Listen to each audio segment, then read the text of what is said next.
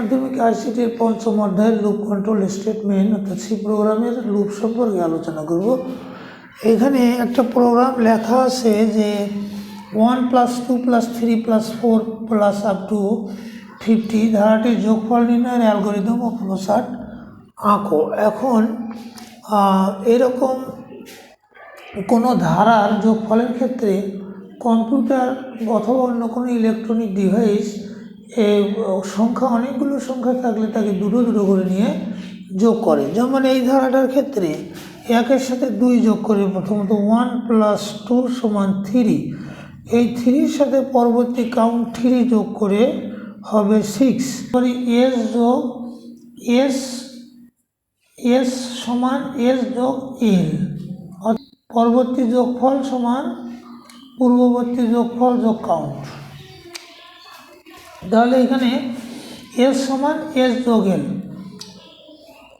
অর্থাৎ পরবর্তী যোগফল সমান পূর্ববর্তী যোগফল যোগ কাউন্ট। এরকম করে কম্পিউটার বা অন্য কোনো ইলেকট্রনিক যন্ত্র যোগগুলো করে থাকে। এরপর আরেকটা কথা আমাদের এখানে বলা দরকার, সেটা হলো যে পরবর্তী কাউন্টটা পূর্ববর্তী কাউন্টের সাথে 1 যোগ করলে পাওয়া যায়। যেমন 1-এর সাথে 1 যোগ করলে 2, 2-এর সাথে 1 যোগ করলে 3। তার মানে পরবর্তী কাউন্ট এল সমান পূর্ববর্তী কাউন্ট এল + 1।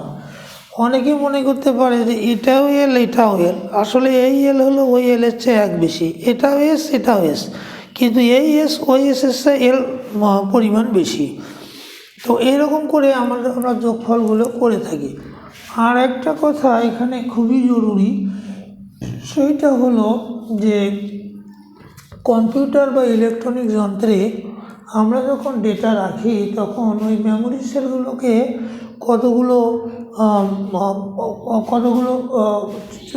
সংখ্যা দ্বারা অথবা কতগুলো অক্ষর দ্বারা মেমোরি সেলকে চিহ্নিত করতে হয়। যেমন কম্পিউটারের মেমোরিটা প্রথমত 4 ভাগে ভাগ করা থাকে।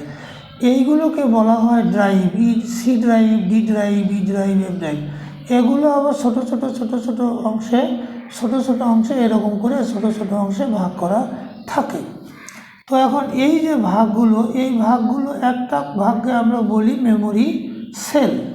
এখন আমরা যখন কম্পিউটারে ডেটা রাখবো তখন মেমোরি সেলগুলোর নাম রাখতে হয়, তা না হলে ডেটা রাখতে অসুবিধা হয়। যেমন ধরা গেল যে আমি টাকা রাখবো 5 টাকা, 3 টাকা আর 60 টাকা, আর কেজি হিসেবে আমি রাখবো যে 5 কেজি,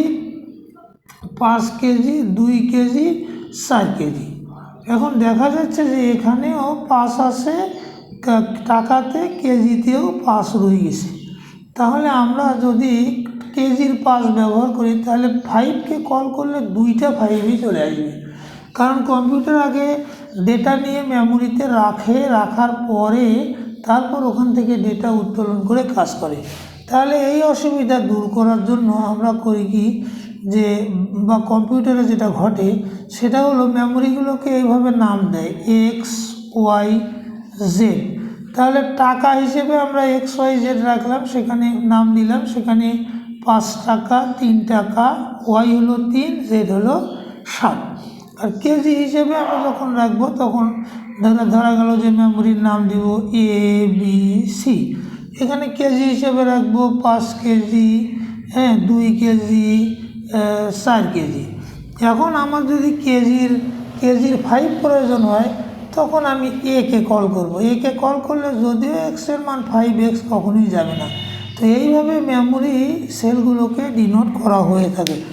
এখন আমরা যখন এই যোগফলকে মেমোরিতে রাখবো তখন কি দাঁড়ায় বিষয়টা, যোগফলকে যখন মেমোরিতে রাখবো তাহলে মেমোরি সেল, আমরা এই মেমোরি সেলের নাম রাখছি, একটা এল, একটা হলো এস। এটা হলো কাউন্ট আর এটা হলো যোগফল।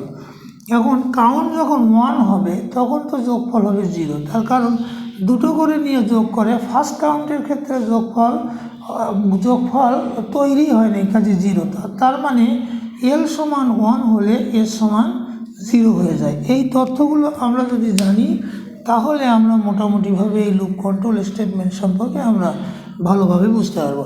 তাহলে এই ধারাটার ক্ষেত্রে আমরা অ্যালগরিদম যদি বলি, তাহলে অ্যালগরিদমের ফার্স্ট ধাপ 1 শুরু করো, ধাপ 2 ধারাটিকে ইনপুট হিসেবে আমরা নিলাম, ধারাটিকে ইনপুট হিসেবে ধাপ 3, যেটা আমি বললাম একটু আগে যে এল এর মান যখন 0 হয় মেমোরি স্পেস, এস এর মান এল এর মান যখন 1 হয় মেমোরি স্পেস, তখন এস এর মান আমরা 0 ধরে নিলাম এটা।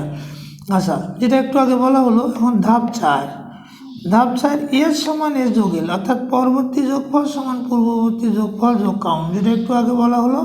নির্ণয় করো যতক্ষণ এল is less than or equal 50 শর্তটি বলবৎ থাকে, অর্থাৎ যতক্ষণ এল এর সর্বোচ্চ মান 50 পর্যন্ত হবে ততক্ষণ আমরা এস এর সাথে এল যোগ করতেই থাকবো। তাহলে পঞ্চম ধাপে বলা হচ্ছে যে L equal to L plus 1, অর্থাৎ এল এর সাথে 1 যোগ করে করে আমরা 4 নম্বর ধাপে যাব। কারণ এল এর সাথে 1 যোগ করব, যোগ করে সেই যোগফল যদি 50-এর উপরে হয় তাহলে আমরা সেই যোগফলটা কার্যকরী হবে না। সেই জন্য এল এর সাথে 1 যোগ করে আমরা 4 নম্বর ধাপে গিয়ে এই কন্ডিশন ম্যাচ করে কিনা সেটা আমরা দেখব।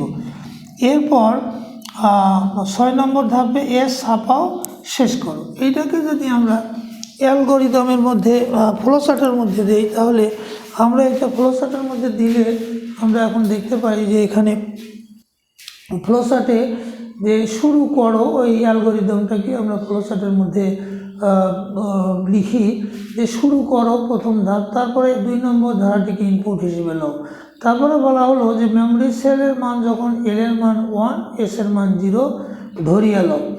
তারপরে আমরা দিলাম কন্ডিশনটা যে এল is less than or equal 50 কি, যদি হ্যাঁ হয় তাহলে এস যোগ এস সমান এস যোগ এল হবে, অর্থাৎ পরবর্তী যোগফল সমান পূর্ববর্তী যোগফল যোগ এল।